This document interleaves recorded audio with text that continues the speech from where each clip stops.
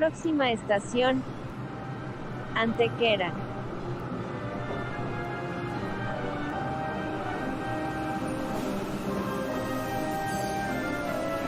Sí, pues bueno, la vez pasada iniciamos con primero el comentario de por qué se nos hacía importante retomar el libro de Valerio, ¿no? Pero más que el libro, Atardecer en la maquiladora de utopías, más que tomar el libro como desde una relación estación, como muy reverencial, Antequera.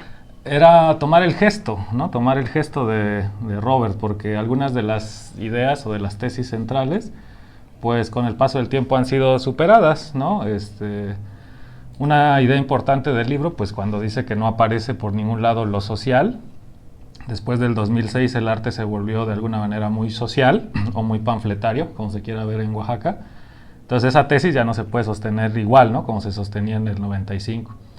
La producción de la crítica como algo especializado o que se hacía fuera de Oaxaca, pues ya hemos visto aquí intentos subterráneos, ¿no? De empezar a hablar de arte desde una perspectiva más filosófica, sociológica, teórica. Entonces, algunas tesis hay que verlas en su momento, pero yo me quedaba con el gesto, ¿no? El gesto de Valerio de haber elevado la discusión sobre arte, haber esquivado los lugares comunes y, bueno, dos lugares comunes que él habla así muy claramente, que cuando se habla de arte en Oaxaca se hace desde un enfoque muy periodístico, muy anecdótico, y entonces no profundizamos, ¿no? Como en las demás realidades, la semiótica, la sociológica, la económica. Y otro gran defecto de la crítica en general, poetizar la obra, ¿no? Entonces esos dos lugares comunes amenazan siempre con volver a encerrar la crítica de arte en un esquema muy chiquito, y pues lo valioso de Robert, entre otras cosas, haber elevado la discusión, haber propuesto un enfoque distinto y haber introducido reflexión filosófica, sociológica, económica en el análisis del arte. Entonces, pues hay que decirlo, ¿no? Es una gran inspiración para hablar de arte en Oaxaca, ¿no? Pero también habría que contextualizar. Robert Valerio, un extranjero que llega a Oaxaca a escribir sobre las manifestaciones plástico-visuales de los 90, en un periodo muy distinto al que estamos viviendo, pero que sigue marcando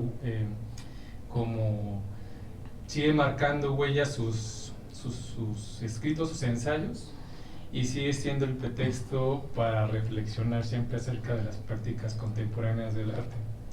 Y Valerio, lo interesante pues es que solo escribió ese libro, desafortunadamente fallece muy joven y no tiene mayor producción.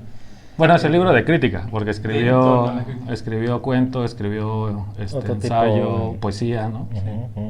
Exacto, o sea, de lo que conocemos en cuanto a reflexión crítica es su texto, y de ahí las referencias posteriores no tienen ese mismo peso que tuvo ese libro, ¿no? El Atardecer en la maquiladora de utopías de 1998. Y es donde pues intentamos nosotros reflexionar a través de estas referencias, pero también tomando en cuenta que ya nuestro momento está implicando otros fenómenos que se conectan de todos modos con el aspecto de Valerio, y en ese sentido pues nos encontramos aquí reflexionando y compartiendo en este espacio que ya hacía falta. Decíamos, tenemos que utilizar las nuevas tecnologías para compartir lo que reflexionamos y lo que vienen reflexionando desde hace 3 años. No creo que más tiempo, desde hace unos 5 o 6 años. Acuérdate que el 2020 no se cuenta, y a partir de eso hay más tiempo que hay que darle como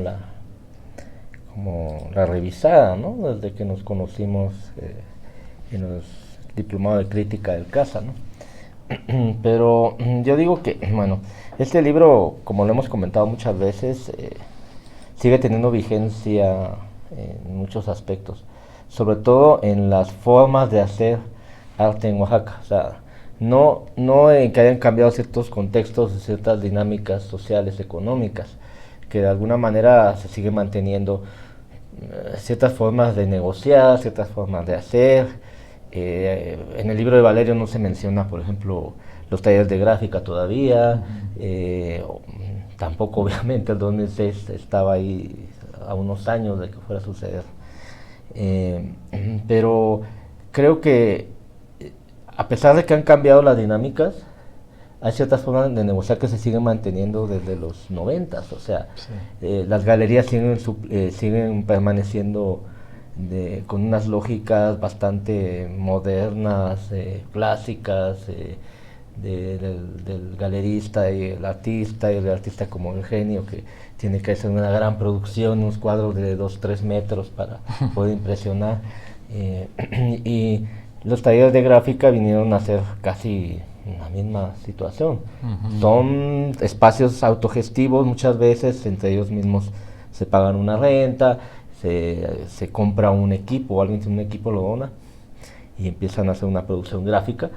Obviamente hay una, ¿cómo decirlo?, un antecedente que es el stencil, a partir del 2006 la idea de la protesta, del graffiti y todo lo que ya conocemos, ¿no?, de los colectivos que nacen con este impulso, con este parteaguas social que se dio en Oaxaca, ¿no?, y un sinfín de elementos que se empezaron a jugar.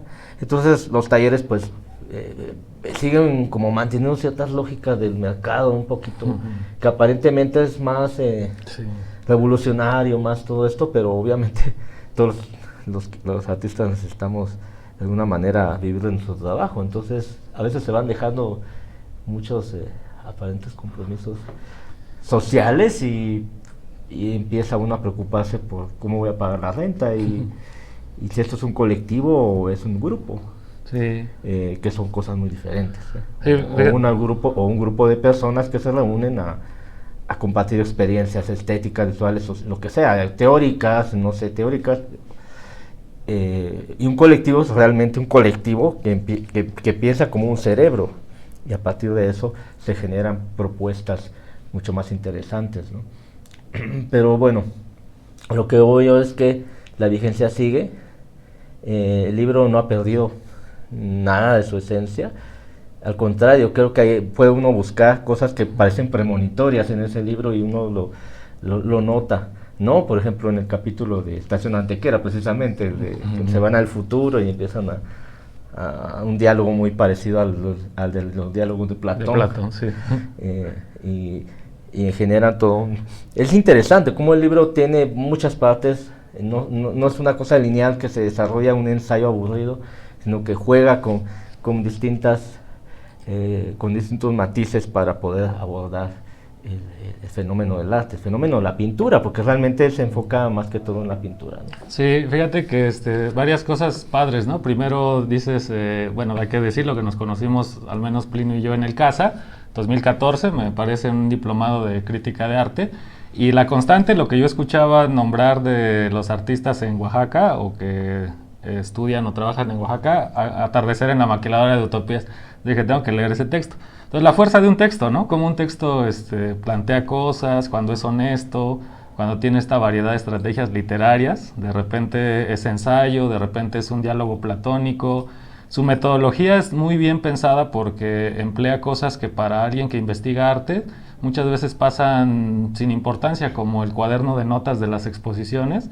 Robert lo toma como una evidencia en el momento en el que quiere apuntalar que el público no es ignorante, que el público tiene una opinión de las cosas que ve y desestima mucho este prejuicio clasista de que solo el artista entiende el arte y que solo los críticos entienden el arte. Entonces Robert incluye una metodología de la sociología, que es ir a revisar casi una encuesta, una entrevista, que es el libro, y lo pone a la altura de sus reflexiones teóricas fuertes, abstractas. Luego te hace una ficción de un viaje en el tiempo a través de un diálogo, luego usa la entrevista, ¿no? Y entrevista a estos pintores con preguntas realmente, pues, padres, ¿no? Que los obligan a decir cosas. Entonces, primero eso, saber que es una referencia actual. Luego dices esto de lo premonitorio o lo actual que puede llegar a ser, y me encanta la parte que mencionas, ¿no? En Oaxaca, quien se haya dado una vuelta recientemente por Oaxaca, o al menos después del 2006, verá que hay cantidad de talleres de gráfica, cantidad de colectivos, cantidad de iniciativas, Y una primera impresión sería que hay una diversidad grande, ¿no?, en Oaxaca de propuesta plástica, que se superó ese anquilosamiento que Robert decía en el 96. Eso parecería, ¿no? Ojo, estoy diciendo que eso parecería, que ya se incluye lo social, que el tema del libro es que el discurso folclorista va a terminar por estancar el arte en Oaxaca porque solamente se va a hablar de lo mismo siempre.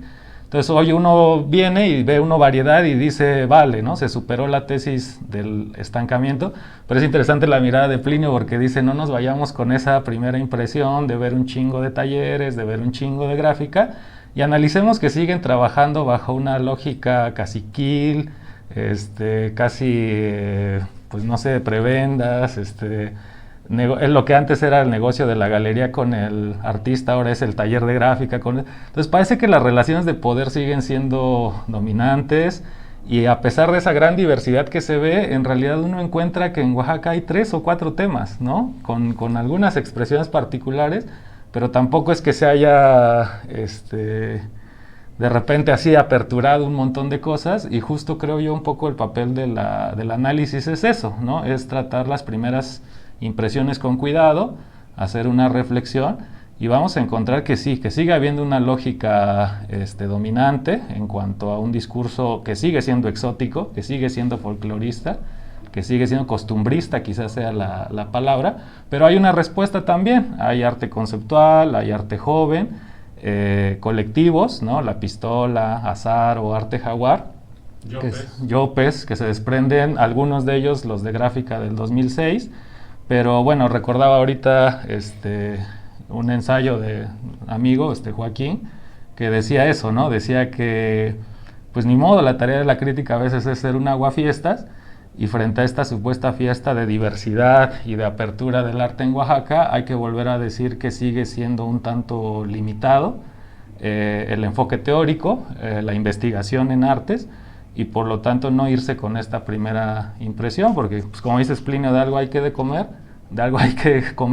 y a veces el arte, aunque anda con bandera de arte revolucionario o arte político, en realidad es una mercancía, ¿no? Es la mercancía de la idea de la revolución, de la idea de la protesta. Y, bueno. Sí, por ejemplo, el mismo Marcelo Espósito, en discurso en el MOAC hace como 2 meses, 3 meses, como que cayó en cuenta en eso él mismo, ¿no? Que Marcelo Espósito tiene un trabajo bastante relacionado con una crítica social muy fuerte, ¿no?, a la institución, a la violencia, generar un sinfín de aristas que tienen que ver precisamente con un contexto capitalista, social, hegemónico, todo lo que hemos venido platicando.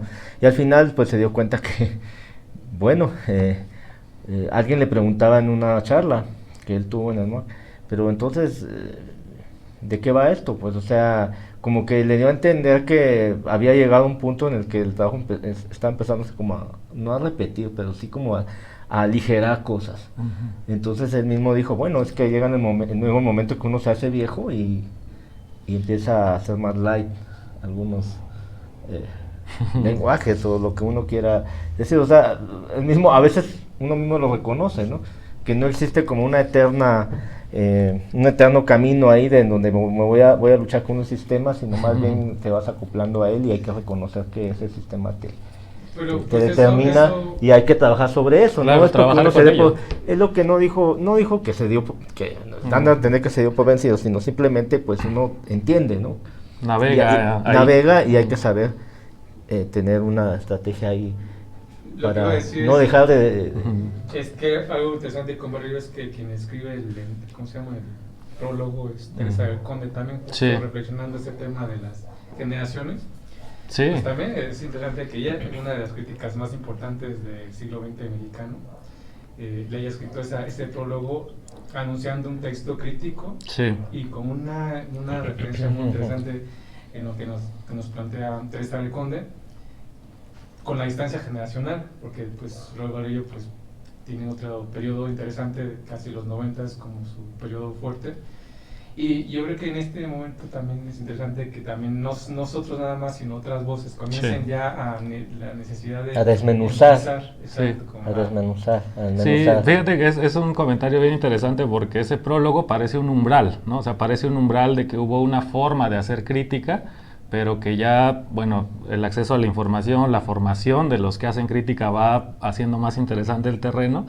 Y es bien padre la idea del umbral, de lo que se hacía y lo que se hace, y pues esa es un poco la idea inicial, ¿no? La primera tesis del libro, que la crítica, al menos en Oaxaca en los 90s, se tenía que importar, ¿no? O sea, que era muy sospechoso que hubiera tanta producción de arte y tan poca producción de pensamiento crítico, y que cuando había crítica se importaba de México, de la Ciudad de México, del norte. Se importaba de una manera exotizada, como totalmente literaria. Y al ser importado viene pegada la mirada del que vive fuera, del que no vive en Oaxaca, del que... Decía Robert, ¿no? Dice por ahí en un pasaje al final del libro, dice que las exposiciones y el cielo azul de Oaxaca pueden cautivar al visitante esporádico, pero difícilmente cautivarán al habitante permanente. O sea, hay un hechizo que se rompe con la convivencia, ¿no? Y es esta idea de la producción, de dónde viene.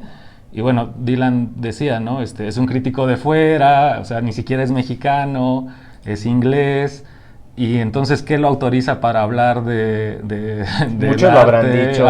Y lo seguirán diciendo, ¿no? Pero yo creo que el trabajo vale, y la profundidad y las estrategias teóricas aportan, yo creo que aportan. Por ahí habrá quien piense que sigue siendo la mirada de alguien de fuera, pero si vamos a eso, hay miradas o enfoques externos que construyen y otros que destruyen o anquilosan, ¿no? Entonces a mí me parece que el de Robert es un enfoque sí externo, pero bien sano, ¿no? Bien saludable. Y él lo sabe. Yo creo que justo lo interesante es que Robert Arriba sabe que también su postura es de alguien que pues tiene toda la escuela europea occidental y lo pone en evidencia, ¿no? Como pone así están las cosas, y se agradece eso de Mira, pero también hay una cosa ahí bien paradójica, ¿no? Contradictoria, no sé cómo. Bueno, si estás criticando, si yo como artista estoy en un contexto, nazco en un contexto determinado y empiezo a criticar, ay, ¿quién es él para decir que lo que hago, qué es lo que, en qué prácticas me desenvuelvo? Pero no olvidemos que todas las prácticas artísticas, en este caso de Oaxaca, bueno, en general en México, la escuela de pintura y la escuela de muralismo y todo esto, son todo el aparato, el edificio que soporta lo que nosotros pensamos que es arte, está cimentado sobre la modernidad europea. Claro. O sea, todo lo que se piensa del artista genio, que su obra nace de una inspiración y de que la pintura cualquier tipo de idea está importada. Sí. O sea, no podemos, sí. O sea, desde la colonización, pues, o sea, es siempre una idea importada. Entonces, ¿por qué criticar que venga algo extranjero que va a mover? O sea, yo creo que Robert, cuando critica la crítica importada, no es por su naturaleza exterior de Oaxaca, no es porque sea malinchista. La critica porque generalmente cómo mira el centro a la periferia, o cómo mira la hegemonía a la disidencia, pues digamos a los márgenes, es siempre con una mirada exotizante, con una mirada fetichizante. Y yo creo que el énfasis que él pone de aguas con adoptar juicios de gente de fuera no es por el extranjerismo, sino porque suele ser una mirada que no está consciente de los procesos sobre el terreno, sobre cómo se juegan las identidades, las prácticas artísticas en un lugar. Entonces creo que su denuncia no es por el hecho de que vengan de fuera, sino porque acarrean esa clásica visión paralizadora, ¿no? De quien no vive en ese lugar. A los propios artistas. Ah, no, sí, a lo que voy yo es que, por un lado, o sea, el propio Robert dice, bueno, aguas con estas importaciones de crítica, en el sentido en el que refuerzan clichés que acaban perjudicando la producción y la recepción de arte. O sea, ese es el problema. Ahora, lo que se aporta de fuera, pues no, para nada lo vamos a, con un espíritu provinciano a desechar, porque, bueno, la historia de la institución del arte es occidental, los lenguajes son occidentales, las estrategias son occidentales, pero son la parte autocrítica de esa tradición, ¿no? No la parte que paraliza las culturas que no son occidentales, ¿no? Entonces, en ese sentido creo que la estrategia es interesante porque, bueno, como decía hace rato, de un inglés que hable de esa manera a un mexicano como Octavio Paz, que a mí personalmente pues nunca, y se los he dicho, nunca me ha gustado su estrategia de crítica, porque lo que hace para mí es poetizar las obras. Yo prefiero una mirada más versátil, ¿no? Que trascienda tanto lo poético como lo anecdótico, porque, bueno, y digo, termino esta parte yo, mi comentario, dijeron que justo, ¿no? Se van dando hoy en día, 2022, muchas iniciativas de hablar de arte desde una perspectiva profunda. Hay un canal en YouTube, hay un programa, por ahí unos chicos se han reunido a escribir una revista de crítica de arte, chicos que siguen en la universidad estudiando. Entonces uno se da cuenta por ahí de que por ahí va, ¿no? O sea, algo se está tratando de producir en Oaxaca a nivel teórico. Y pues no es que nos hayamos subido al barco, sino que ya estábamos y nos agarró en el camino, pero pues, ¿no? Y creo que también tiene que ver, cada estrategia que se está dando también es interesante. O sea, hay estrategias que tienen pues una estructura de financiamiento muy importante y le da también un cuerpo interesante de reflexión.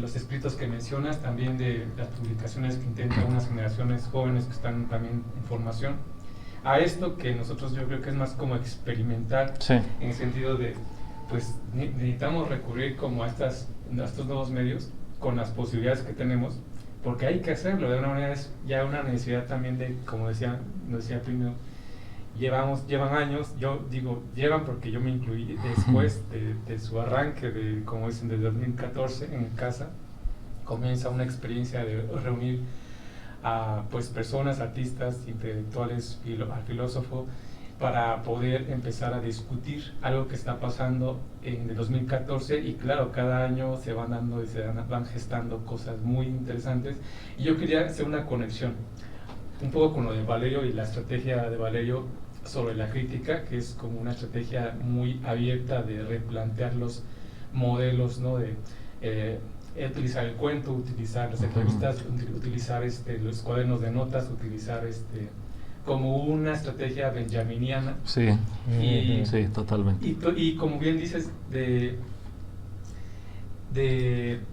poder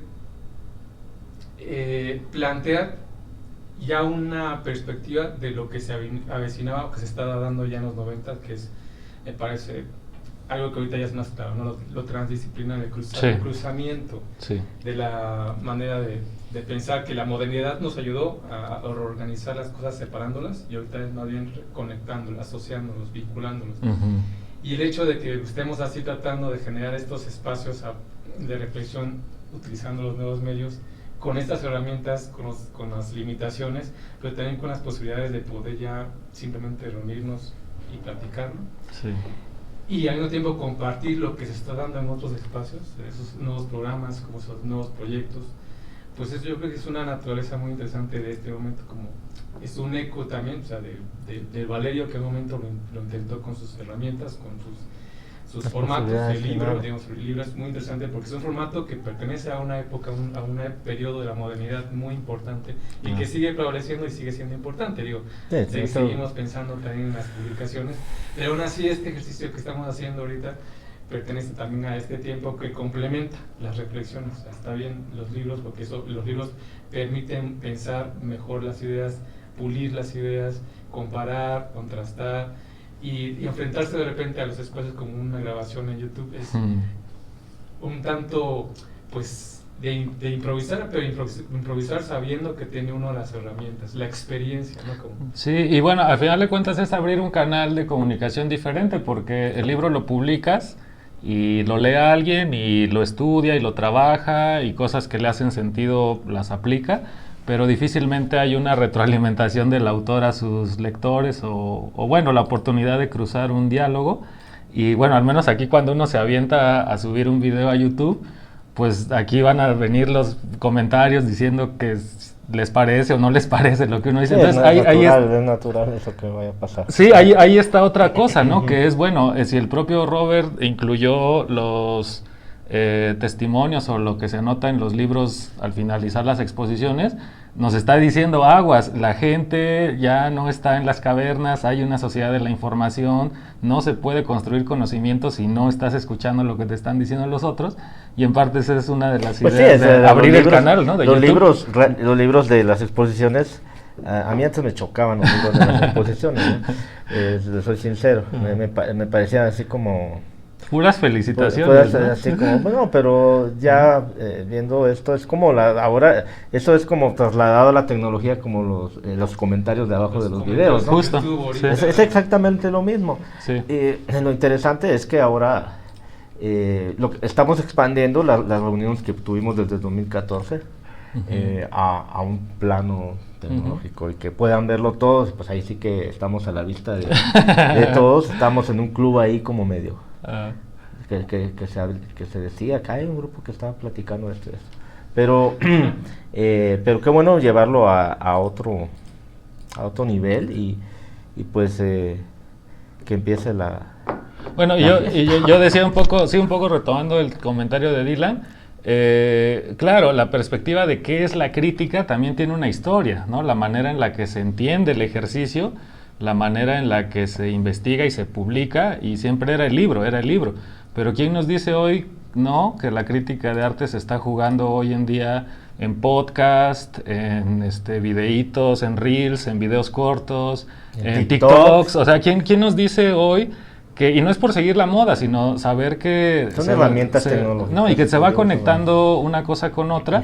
Y un poco me gustó mucho que haya mencionado a Benjamin Dylan y que haya visto esa relación benjaminiana con Valerio, porque el libro es un montaje. O sea, el libro tiene justamente, Benjamin inaugura junto con Adorno la nueva escritura, porque la manera en la que se escribía en el siglo XVIII era tratados, ¿no? El tratado de la naturaleza del hombre, el tratado de la justicia, donde te contaban casi principio, desarrollo y fin de la humanidad, y ya te daban todo el sentido de las cosas. Muy universalista, ¿no? Porque había una linealidad que podía seguir, pero cuando los relatos mueren, cuando todo se fragmenta, cuando se descentraliza la economía, se descentraliza la crítica, se descentraliza el conocimiento, y entonces las estrategias la crítica se tiene que pensar cómo se escribe en el siglo XX y siglo XXI.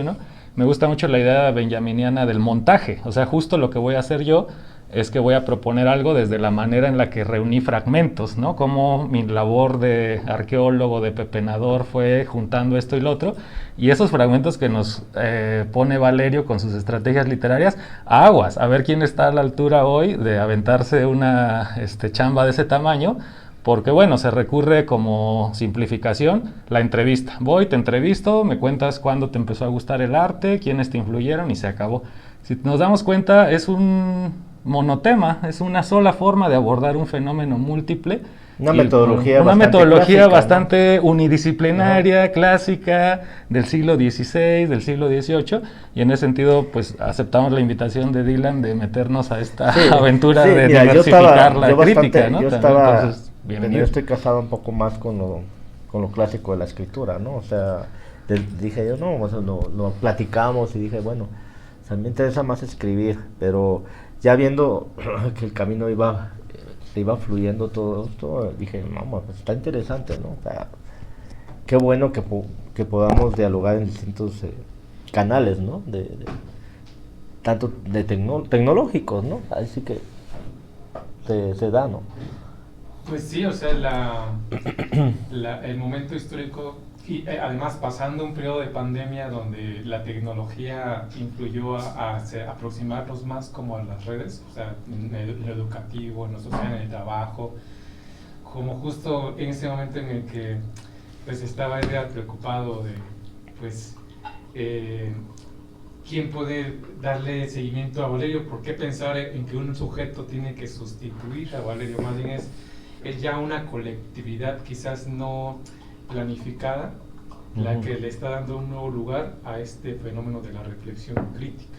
Y yo creo que esto creo que es lo interesante de este momento histórico, donde no es solo una voz, sino son las voces que se están cruzando, reflejando, contrastando, porque al final esta referencia de este pequeño ejercicio de compartirles nuestras reflexiones va a tener también un comparativo con lo que ya se ha empezado a trabajar en estas últimas semanas.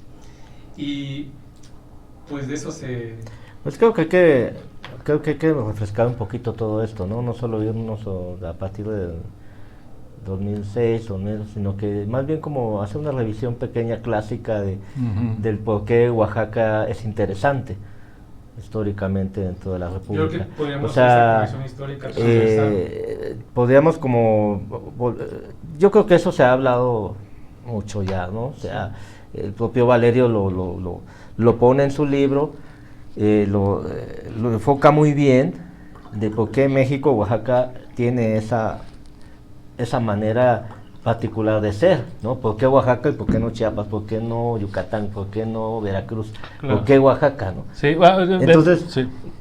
Sí. No, iba a decir que tiene razón Dylan, o sea, tenemos que volver a negociar los términos de la cultura del siglo XVIII, por ejemplo, la idea de autor como individuo, como persona con identidad, cuando hoy el autor es colectivo, y o sea, lo que dice, ¿no? ¿Quién va a venir a hacer el segundo libro de crítica? Es que ya no podemos estar hablando de sujetos atomizados, sino de colectividades. Que están en su torre Ajá. ahí escribiendo y viendo, porque esa es otra visión también bastante, no sé, colonialista Sí. O sea, yo tengo el conocimiento Sí. y yo tengo todas las herramientas teóricas porque estudié acá, estudié allá y pues yo te voy a venir a enseñar como vienen de la propia Ciudad de México, ¿no? Sí. Yo creo que nació a partir de eso, de esa cierta arrogancia del centro del país, Sí. que casi todos los ponentes o los maestros que vinieron a este diplomado, que fue muy importante, no lo niego, fue muy Sí. importante, pero creo que nos vieron a ver con plumas en la cabeza, Sí, ¿no? sí. Y como con cierto dejo bueno, pues ustedes pues les vamos a leer a Kant desde acá, o sea, Vamos a civilizarlos. como una de las, o no sé, o sea, tenía una idea así como que hasta que te topaste con alguien que tenías una traducción y el ponente tenía otra, y pues dijo, bueno, se dio cuenta de que no, tampoco estábamos en las nubes, ¿no? Sí, o sea, hubo por ahí un debate sobre un término en alemán y pues discutimos traducciones y eso, pero más allá, o sea, solo es un índice de saber que se produce desde siempre, ¿no? Arte, cultura, conocimiento en todos lados. Y yo lo quería conectar eso, pues la idea del autor como colectivo con Oaxaca y la narrativa histórica. Y tienes razón, o sea, Oaxaca no es que esté de moda y no es solo Oaxaca, sino es parte de la lógica del agotamiento de las sociedades modernas, sobre todo anglosajonas, que ven en Oaxaca y en Mesoamérica ese último bastión que hay de naturaleza, y se llena de mitos, ¿no? La autenticidad, lo espiritual, lo originario, pero hay una condición material real. La industrialización es mucho menor que en otros lados, lo cual nos permite pensar o les permitirá pensar que hay formas de vida como la comunalidad, la cooperatividad, etcétera, que en el siglo XXI siguen siendo reales, siguen siendo una apuesta. Entonces yo creo que en parte toda esta exotización, toda esta demanda turística, sobre todo Oaxaca, pero en general el sur, lo que es el sur, es la mala conciencia de la modernidad. O sea, la modernidad sabe que destruyó formas de vida sustentables, etcétera, y viene un poco como a ser paradójico que encuentren tranquilidad y paz en lugares fuera de donde ellos viven, pero yo creo que esto tiene que ver con un punto de inflexión que debe ser la segunda mitad del siglo XX, en el que hay un reacomodo económico a nivel global después de la Segunda Guerra Mundial. Los centros económicos se redistribuyen, las periferias empiezan a ser más importantes que los centros, y también empieza una crisis ecológica y una crisis social fuerte después de la Segunda Guerra, y espantados de la modernidad andan buscando dónde todavía encontrar pues magia, como le llaman, tradición, todo. Y entonces se fetichiza el sur, se fetichiza Mesoamérica porque es el lugar donde el extranjero encuentra acompañado de una narrativa, pues, lo exótico. Ya como en un paquete, casi un paquete. Todo lo que usted quiere, en sus sueños más locos, encontrar, los va a encontrar en Mesoamérica. Bueno, en los 70s fue como esta de que venga, vamos con esta, ¿cómo se llama? La de los hongos. María Sabina. María Sabina, y no, y todo un boom en los 70, sí. ¿no? Cuando los 70, 80 fue otro boom, ¿no? O sea, la moda ahí como cada vez actualizada de algo que es auténtico y que está ahí esperándote para tu experiencia espiritual, ¿no? Tiene razón, siempre Occidente regresa a la periferia, ¿no? Siempre, toda la vida. Por ejemplo, el salvaje, ¿no? El caso de las gentrificaciones, ¿no? Que no es nueva, ¿no? O sea, yo estaba leyendo algo sobre la gentrificación en la Ciudad de México. Bueno, no es nueva. En Tacubaya, por ejemplo, fue la primera forma de gentrificación desde el siglo XIX finales. Ahí van los más ricos a construir sus mansiones, y la población de Tacubaya, que era muy pobre, pues se fue yendo. Con el porfiriato construyeron también ahí sus mansiones, y Tacubaya se convirtió en un lugar idílico, ¿no? Para las élites. Entonces yo siento que a lo que quiero llegar es que por eso para mí es importante siempre irse atrás para ver dónde estaba, dónde nacen ciertas ideas, ciertas formas de ser, ciertas formas de desear, y entender el presente, porque no es nada nuevo, no hay nada nuevo. O sea, simplemente hay reacomodos, el libro es una actualización, lo que está pasando, hay cosas que siguen igual, y otras cosas que están generándose de manera... Sí. Sí, es lo que quiero llegar, o sea, no, simplemente hay que ser a esos orígenes. Hay que ir a la historia. Tiene sentido lo que dices, ¿no? Porque... La tumba de Monte Albán, por ejemplo. Tiene todo el sentido, porque es esa mirada, es ese rayo láser el que vuelve al local un exótico. O sea, es la mirada que viene de fuera a gentrificar a todo eso, lo que genera algunas dinámicas. Y tiene sentido, pues, que lo menciones, ¿no? Es como, ¿por qué Oaxaca se puso de moda? ¿Por qué tanto arte oaxaqueño? ¿Por qué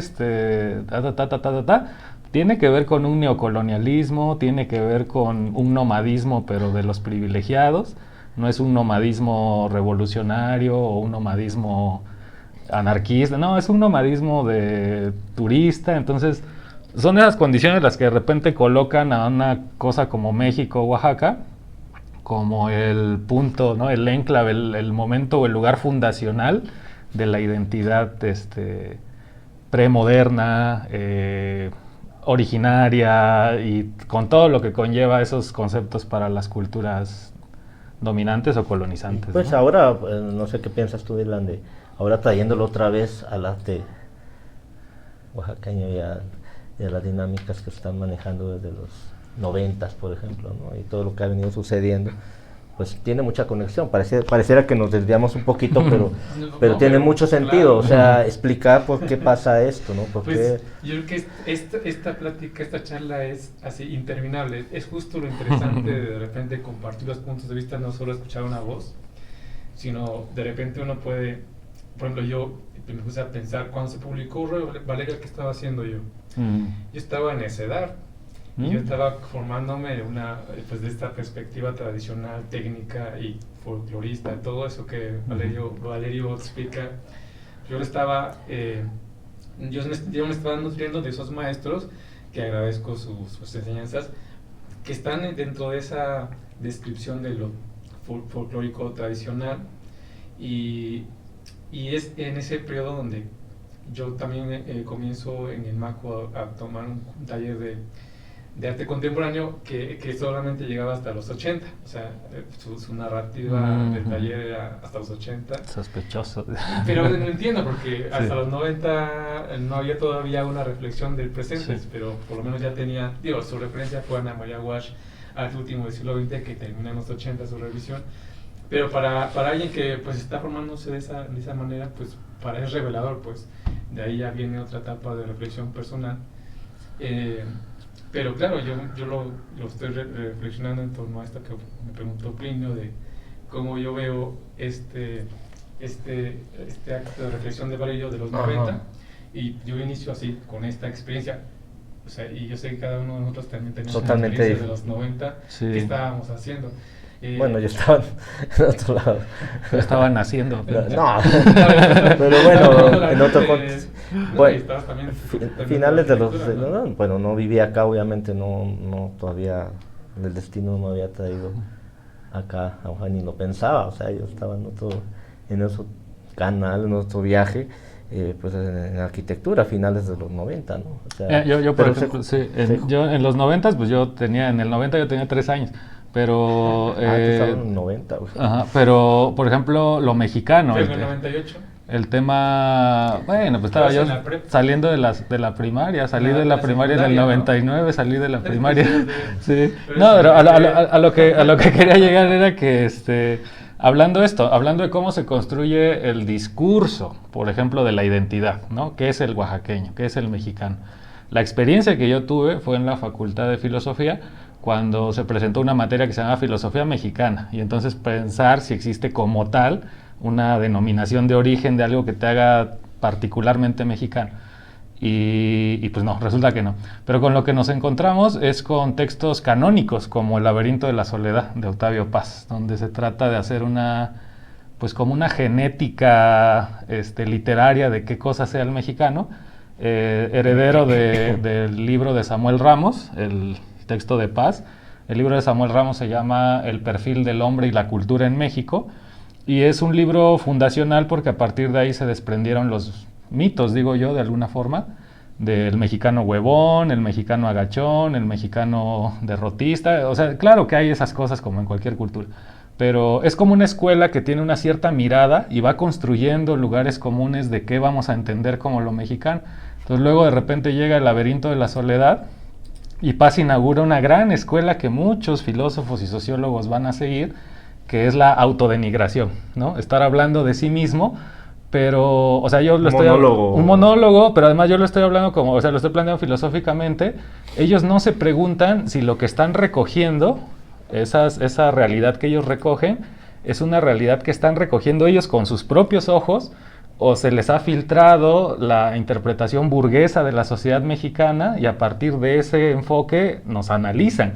Y entonces debatía yo con algunos compañeros y veíamos la diferencia radical que hay entre leer a Octavio Paz y leer a Roger Bartra cuando habla de lo mexicano. Y entonces Roger Bartra, con una estrategia diferente, con herramientas diferentes, te pone el problema de la historia, de la cultura en México, sin tener que caer en el cliché, en el lugar común, en lo exótico, y te das cuenta que hay análisis que aperturan cosas y otros que cierran. Y entonces el tema no era como tal el arte ni nada de eso, pero por ahí del 2005, del 2006 ya nos andábamos preguntando, y eso es lo que me conectó, yo creo, de entrada con el libro de Robert. Ya nos estábamos preguntando si la idea que teníamos de nosotros mismos, mexicanos oaxaqueños, la habíamos construido orgánicamente o nos había sido impuesta como una colonización cultural, ¿no? Sí, yo agregaría ahí como una reflexión sobre, yo tengo ahorita como un conflicto justo con el concepto de identidad, porque pues justo es para mí que la identidad, que es un producto de la modernidad, para mí, decir, a ver, ¿qué es esto? Y esto es lo que no es lo otro. Entonces es un acto de diferenciarse. Sí. Pues entonces, al diferenciarte estás separando. Sí. Tienes que separarte de algo para poder ser. Y entonces siempre que dice alguien hay que buscar la identidad, siento cierto conflicto, porque sé que también hay una frontera muy delicada entre esa idea de, por ejemplo, ser oaxaqueño, ser arte oaxaqueño, que justo Valerio decía, o sea, el arte oaxaqueño también tenía esa construcción de que es que el oaxaqueño es esto. Y si quieres hacer otra cosa más contemporánea, entonces ya no va a ser oaxaqueño, tiene que ser como... Automáticamente es como traer... No, y lo vas a pagar siendo excluido de lugares de visibilización, de becas, de todo. No solo, lo vimos en el muralismo, o sea, el nacionalismo es una construcción de una identidad que coquetea con el fascismo, es decir, si no eres como yo, entonces estás en contra mía. Sí. O sea, ahí hasta cierto punto, justo por eso de repente me pongo a reflexionar hasta qué punto de repente cuando asumimos eso de lo oaxaqueño, de repente decimos también, bueno, estamos tratando de encontrar una esencia, que no... O sea, si hay una condición local, eso sí hay unas condiciones materiales locales, históricas, pero bueno, o sea, acordemos que toda esa construcción ideológica es del siglo XIX, cuando se forman los estados-nación. bueno, desde que se emancipan todos lo sabemos, se emancipan los estados y se genera los criollos, ya sabemos que los criollos ellos lo que querían era económicamente tener el poder en las colonias, ¿no? Entonces quien forja el pensamiento y la ideología, pues obviamente son los criollos, nunca los mestizos y los indígenas.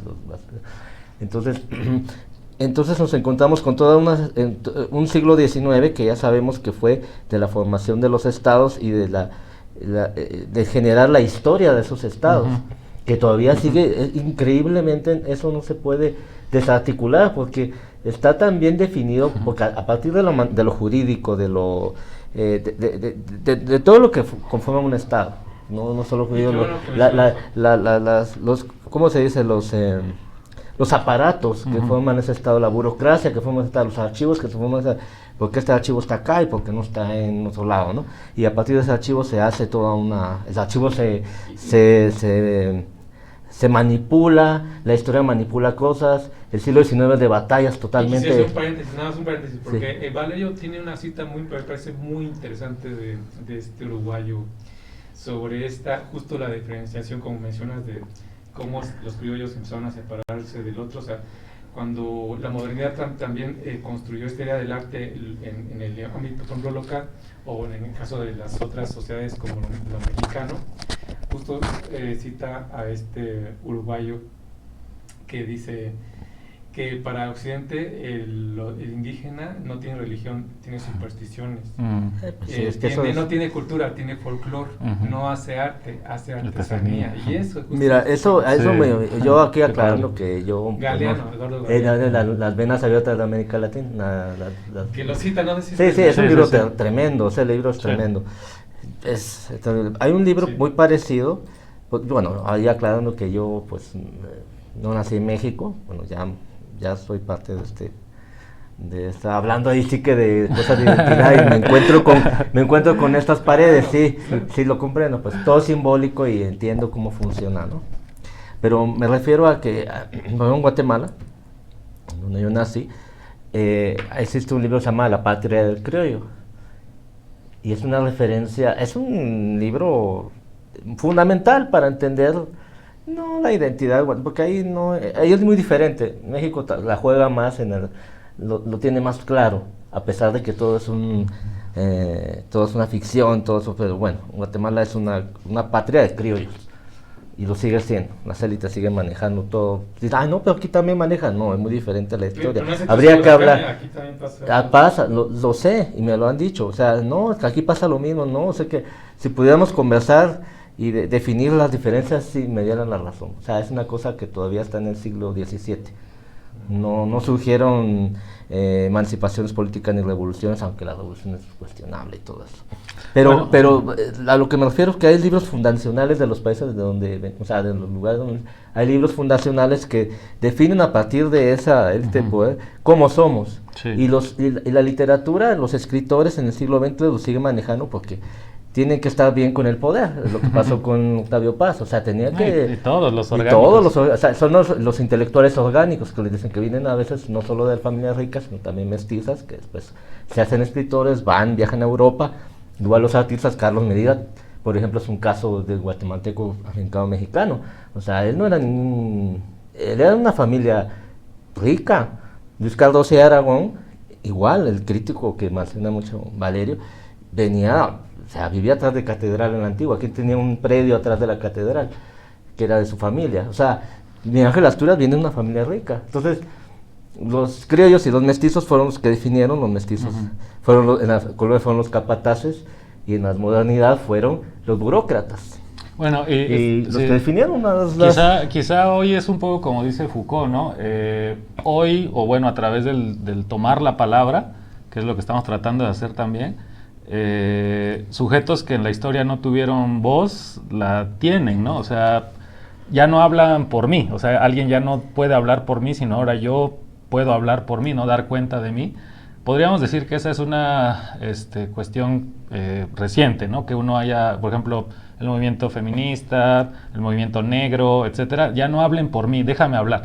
Y eso está muy bien. El problema es que cuando uno ya habla y luego repite uno lo que la cantaleta del colonizador, ahí hay que hacer la reflexión. Pero ¿cómo se llamaba este libro del el criollo? ¿La nación del criollo? La patria del criollo. La patria del criollo. Ahorita que estamos con estos libros que tú bien llamas fundacionales en el buen sentido, no en el mal sentido, o sea, como objetos de análisis. Sociológico, pues. Yo hablé ahorita del perfil del hombre y la cultura en México de Samuel Ramos, y mencioné El laberinto de la soledad de Octavio Paz. Entonces, pues ahí, para los que lo están trabajando, hay que volver a leerlo entre líneas. Y se me olvidó mencionar el título del libro de Roger Bartra, que se llama La jaula de la melancolía. Y justo, la jaula de la melancolía, por esta idea de que el mexicano está atrapado en una melancolía eterna del el pasado que nos quitaron, el futuro que no es, etcétera. Y como antídoto pues a la lectura de Paz, yo sugiero esta de Bartra. Y también, bien decías tú, no hay nada nuevo. La exotización, la gentrificación, la colonización, la violencia en sí, es un fenómeno que nace con la cultura. Y me permito ahí mencionar otro libro del hermano de Roger, Armando Bartra, El mito del salvaje. Entonces, en El mito del salvaje vamos a encontrar esta mirada exotizante, recién llegado Cortés, ¿no? Hay una gran representación, una teatralización en México Tenochtitlán, en el que los españoles se presentan como entes civilizatorios y teatralizan a los aztecas, casi los visten como monos. De eso nos habla Armando, que los disfrazan con pelo, les ponen mandíbulas artificiales para que los dientes sean así, les ponen garrotes. O sea, realmente esos güeyes veían como, o querían ver al hombre de las cavernas. Y luego te recuerdas a los griegos, ¿no? O sea, te vas hasta el 2500, 2800 antes de Cristo y ves que los griegos, tratando de separarse de su origen asiático y oriental, queriendo tener estos momentos fundacionales, ¿no? De decir, no, yo soy griego, yo no soy asiático, empezaron a llamarle bárbaros a aquellos que no hablaban griego, porque de acuerdo con el griego, cualquier lengua que no sea culta, que no sea griego, lo único que hace es decir bar, ¿no? Entonces uno se da cuenta que o sea, lo que dice Dylan, ¿no?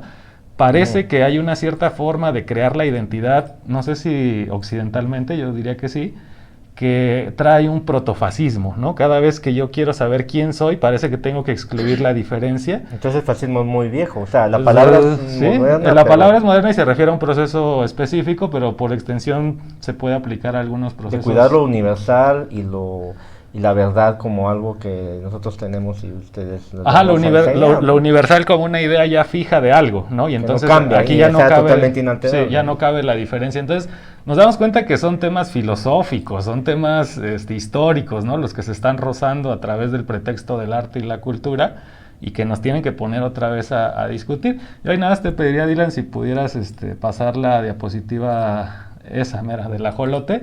Justo yo escogí esta imagen, por ahí les pongo un fragmento del libro de Valerio, donde habla de la supuesta crítica que se hace en Oaxaca hasta los 90s, y nos dice que lo que él ve, primero, antes de esta cita, encontró él repetirse en muchos artículos la palabra magia, tradición, sueño, exótico, auténtico, mágico, una cosa. Y dice Valerio, ¿por qué todo el tiempo están repitiendo eso? O sea, realmente eso es lo que encuentran en Oaxaca. Y bueno, la manera en la que desarticula eso es genial. Pero nos dice por ahí, sospecho que la repetición de los elementos año tras año, catálogo tras catálogo, y está hablando de los que escriben de arte en Oaxaca, se trata de un proceso de mitificación. Están creando el mito del arte en Oaxaca más que un proceso de explicación. O sea, no nos están explicando, nos están, a fuerza de repetir, construyendo un lugar común del cual el productor, ¿no? El joven que empieza a meterse en arte lo adopta, no lo cuestiona, falta ahí el ejercicio de la crítica o la autocrítica. Y bueno, yo había escogido al ajolotito porque también aparece en el libro de Roger Bartra, haciendo alusión a este ajolote de Cortázar, ¿no? Que se encuentra de repente un día, y bueno, el ajolote que se ha vuelto también una especie de símbolo reciente en el billete, mientras el lago y las trajineras pues, están extinguiendo, ¿no? a la especie. Pero son como estas cosas, ¿no? Cada cuanto regresan mitos fundacionales, regresan identidades fundacionales, y pues una de las tareas de la crítica es ir a revisar cómo se están construyendo esos discursos, ¿no? Pues bien, ¿no? Yo creo que para ir cerrando este primer, este 12º capítulo. 12º capítulo.